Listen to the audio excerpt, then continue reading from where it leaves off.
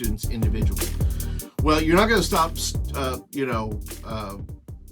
students from texting students, obviously, but we do not have a policy, and it's not bad to have a policy.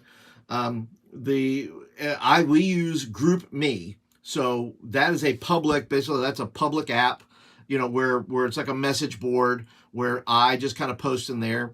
As a general rule, I don't text with the female students in my group.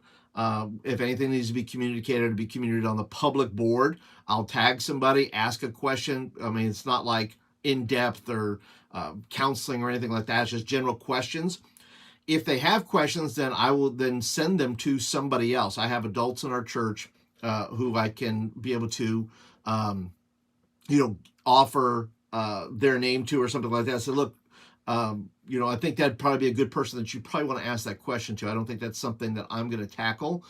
And I know if you're young, you want to help everybody.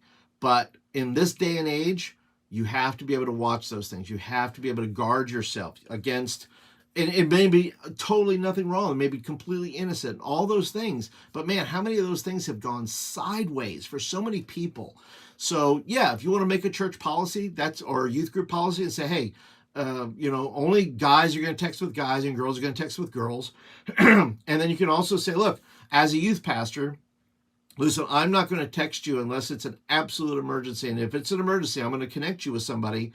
If you're female, I'm going to connect you with somebody. If you're a guy, I'll do my best to work with you and be able to, help you work out and text or whatever, get on a phone call, or, have a meeting at the church next week, kind of in a public area, those kind of things. But don't ever put yourself in a corner through texting or through being individually alone or something like that, because it doesn't do you any good. It just, creates drama maybe that you don't want.